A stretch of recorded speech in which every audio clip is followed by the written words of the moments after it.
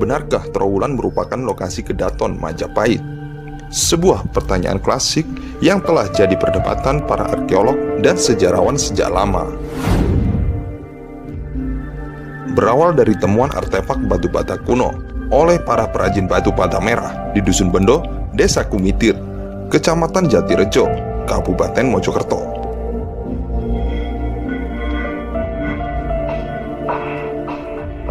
Temuan awal berupa struktur bata kuno yang memiliki panjang 21 meter dengan arah orientasi utara sampai selatan dengan ketinggian 70 cm yang tersusun dari 14 lapis bata. Menindaklanjuti temuan ini, pemerintah dalam hal ini adalah Kementerian Pendidikan dan Kebudayaan bekerja sama dengan Pemda Jawa Timur segera melaksanakan proses ekskavasi penyelamatan. Berdasarkan hasil tanah yang telah digali, struktur bata kuno itu diyakini membentuk talut membentang dari utara ke selatan dengan panjang 200 meter. Talut atau pagar itu diperkirakan sebagai penguat kompleks bangunan elit pada masa kejayaan Majapahit. Dari struktur bangunan yang ditemukan, memperlihatkan bahwa di lokasi itu terdapat tempat pemujaan atau kawasan pemukiman elit di masa lalu. Wicaksono menjelaskan, tembok kuno ini jelas dibangun di era Majapahit. Jenis bata merah yang digunakan sama dengan bata merah situs-situs peninggalan Majapahit di situs Trowulan. Batu bata gosok, batu bata yang direkatkan satu sama lain dengan cara digosokkan tanpa menggunakan perekat.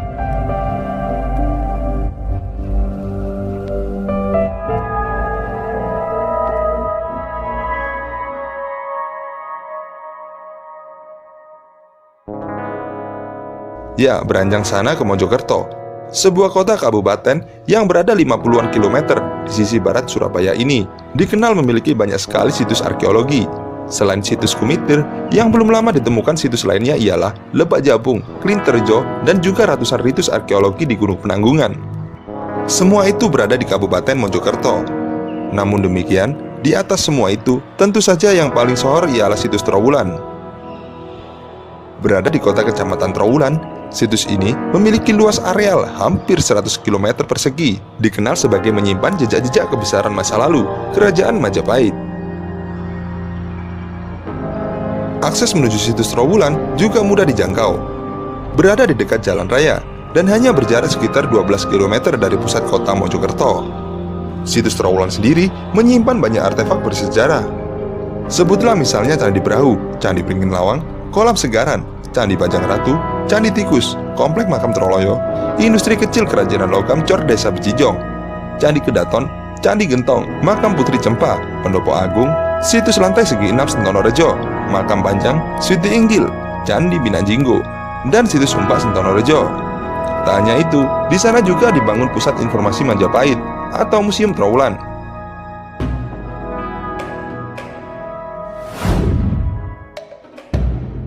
Pada akhir 2013, situs ini telah ditetapkan sebagai kawasan cagar budaya nasional berdasarkan SK Menteri Pendidikan dan Kebudayaan Republik Indonesia.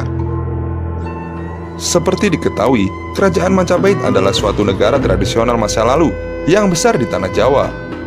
Lokasinya ditenggarai berada di sekitar delta Sungai Brantas dan Brangkal. Bicara makna sejarah situs Trowulan, lokasi ini ditenggarai merupakan keberadaan ibu kota kerajaan.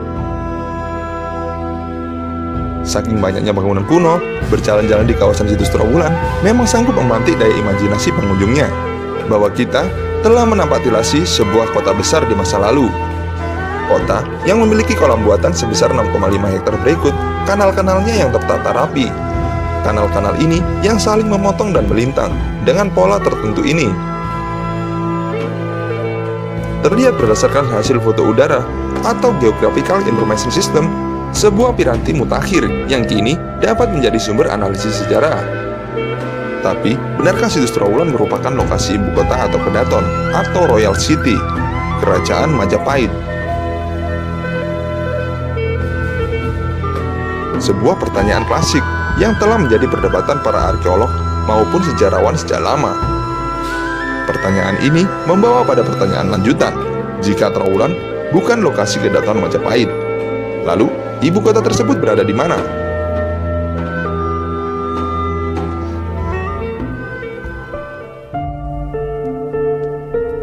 adakah situs luas lainnya di Jawa Timur yang dapat dipandang sebagai situs perkotaan dari masa Majapahit?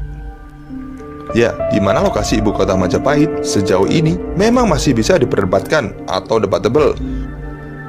Tulisan sebelumnya, teka-teki Keraton Majapahit, telah memberi sinyalemen itu. Artikel itu juga telah mengulas perkembangan termutakhir penelitian terkait luas areal Keraton Majapahit. Merujuk penelitian independen studi Jawa kuno dan Sanskerta asal Belanda, Amrit Comperts, melalui Geographical Information System. Sebagai alat bantu mutakhir, dia tiba pada kesimpulan menarik. Menurutnya, sejak 1916, situs Trowulan telah kehilangan lebih dari 5 juta meter kubik tanah beserta segala isinya. Akibat keserakahan para pemburu artefak kuno di zaman kolonial, pengetahuan tentang di mana lokasi sesungguhnya Keraton Majapahit juga menjadi hilang di telan zaman. Menarik dicatat, masih menurut penelitian Comperts, catatan Empu Prapanca dalam negara Kertagama sebenarnya barulah mengungkap sekitar 40% dari keseluruhan wilayah Keraton Majapahit. Ini berarti sisanya yang 60% nisbi tidak pernah dicatat oleh Empu Prapanca. Kesimpulan Comperts soal catatan Prapanca tak sepenuhnya melukiskan fakta tentang luas area kota kerajaan Majapahit. Tampaknya telah disadari oleh para arkeolog jauh-jauh hari.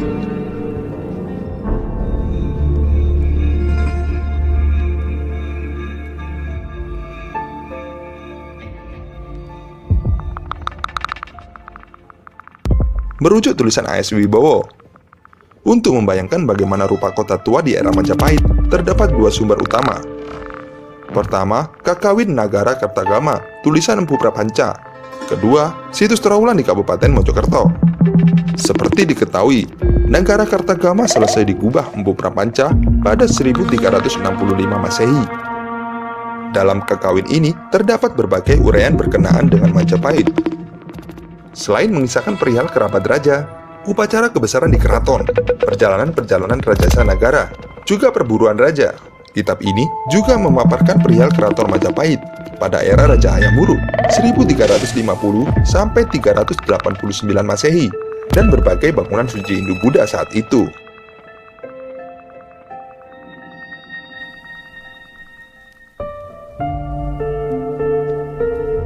Negara Kertagama khususnya Puput 812 merupakan sumber tertulis yang penting untuk mengetahui gambaran kota Majapahit sekitar tahun 1350-an. Dengan terperinci, Prapanca menguraikan keadaan ibu kota dari arah utara ke selatan tanpa menyebut-nyebut adanya tembok kota sebagai benteng. Prapanca langsung merinci bangunan-bangunan serta tempat-tempat penting lainnya. Namun sayangnya, berbagai penelitian arkeologi secara komparatif masih merujuk Wibowo. Sejauh ini, ternyata belum sepenuhnya berhasil memadukan kedua sumber sejarah tersebut. Menurutnya, tak satu pun deskripsi disebutkan Prapanca dapat secara pasti diidentifikasikan dengan salah satu peninggalan artefak situs Trowulan.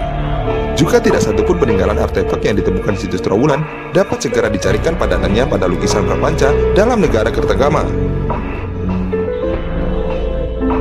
Ibu Kota Majapahit, Masa Kejayaan dan Pencapaian, karya Agus Aris Munandar, 2008. Juga menggarisbawahi adanya ketidaksinkronan antara data epigrafi Pupu 8-12 dalam negara Kertagama dan temuan artefak-artefak di situs Trowulan. Selain itu, Munandar merujuk kitab Pararaton. Kitab ini memaparkan Raden Wijaya mendirikan kota Majapahit di daerah hutan Tarik atau Trik dan bukan di Trowulan. Dalam Pararaton, Tarik atau Trik dideskripsikan sebagai berada di sekitar muara Sungai Berantas. Sedangkan Trowulan sendiri sekarang terletak jauh dari tepi Sungai Berantas dan berada di daerah pedalaman Jawa Timur. Ada pertanyaan menarik dikemukakan Munandar, yaitu mengapa Empu Prapanca tidak menyebutkan eksistensi kolam Segaran ini?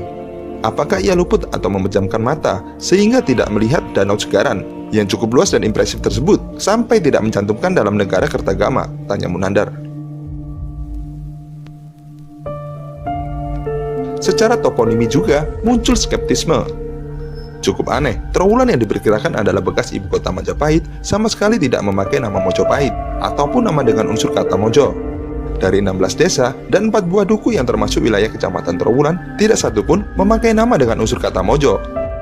Namun, justru di luar Trowulan, setidaknya ditemui sejumlah nama tempat yang memakai unsur kata Mojo. Sebutlah seperti Mojo Agung, Mojo Warno, Mojo Legi, Mojo Dhuwur, dan Mojo Wangi. bagaimana asal-muasal sejak kapan dan oleh siapa pertama kali sehingga situs Trawulan diidentifikasikan dengan Kedaton Majapahit. Namun diduga kuat, sejarah identifikasi situs Trawulan dengan Kedaton Kerajaan Majapahit berawal dari penelitian Kapten Johannes William Bartholomeus Wardenar pada tahun 1785 sampai 1869 atas perintah Raffles pada tahun 1781 sampai 1826. Pada 1815, Wardenar mengamati tinggalan arkeologi di daerah Mojokerto. Penelitian Wardenar menghasilkan peta, beberapa gambar, dan legenda peta yang berisi deskripsi bangunan-bangunan di Trawulan, serta menyerahkan hasil penelitian tersebut kepada Raffles. Dalam laporannya, ia selalu menyebutkan Inheritance Van Majapahit, artefak-artefak yang ditemukan di Mojokerto, khususnya di Trawulan. Raffles sendiri, dalam karya legendarisnya History of Java, menyebutkan Remains of Gateway at Majapahit called Gapura Jati Pasar, dan menyebut One of the Gateway of Majapahit ketika menyebut Candi Brahu. Masih menggunakan bahan-bahan hasil penelitian Wardenar, beberapa peneliti lain seperti W.R. van Hovel 1849, J.K. Bierman 1854, dan Jonathan Wright menulis soal Majapahit dalam Journal of the Indian Archipelago and Eastern Asia. Melalui tulisan mereka ini, mudah diduga semakin terpatri kuat citra nama Trawulan dengan keberadaan kerajaan Majapahit. Tak berselang setelah itu, pada 1858, sebuah karya karangan J. Hackman yang berjudul Theory Sitting Over den Ouden Pilar van Majapahit juga diterbitkan. Karya ini membahas salah satu hasil pengamatannya saat dia berkunjung ke Trawulan. R.D.M. Verbeek tak terkecuali saat mengadakan kunjungan ke Trawulan, disebutkan antara tahun 1894 sampai 1916 saat Romo Joyo Adinegoro menjadi Bupati Mojokerto. Ia menggali candi tikus dan juga merintis pembangunan Museum Mojokerto yang berisi benda arkeologis temuan peninggalan Majapahit. Laporan-laporan tertulisnya kepada asisten residen mengenai daerah Trawulan selalu menyebut tentang Kedaton Majapahit. J. Knebel pada tahun 1907 melakukan inventarisasi berbagai peninggalan arkeologi yang ditemukan di Trawulan. Disusul pada tahun 1923, N.G. Krom menerbitkan ulasannya tentang peninggalan Majapahit di Trawulan dalam karyanya In Leading to the Hindu-Japanese Khans. Puncaknya ialah Henry McLean-Pound pada tahun 1924 sampai 1926. Peneliti Belanda pertama yang menghubungkan antara gambaran kota Majapahit yang tercatat dalam negara Kertagama dengan peninggalan arkeologis yang ditemukan di kawasan Trawulan. Hasilnya adalah sebuah sketsa tata kota Majapahit dipadukan dengan peninggalan-peninggalan bangunan yang terdapat di situs Trawulan. Secara hipotesis McLean-Pound menempatkan Kedaton Raja Majapahit di sebelah timur kolam Segaran, yaitu sekitar lokasi sisa-sisa bangunan Candi Minanjenggo. Di sebelah selatan Kedaton terdapat kediaman pemimpin keagamaan. Sebelah timur laut dan tenggara Kedaton terdapat tempat kediaman para pendeta Brahma dan tempat pemandian. Demikianlah semenjak itu, bulatlah sudah pendapat umum bahwa lokasi Kedaton Majapahit ditenggarai kuat berada di Trawulan. Di dalam karangan-karangan atau buku-buku sejarah, secara taken for granted menyebutkan Trawulan menjadi identik dengan lokasi ibu kota Majapahit. Sekalipun di sisi lain, sebenarnya hingga sekarang, hipotesis McLean-Pound tentang tata kota Majapahit masih menjadi perdebatan para arkeolog maupun sejarawan.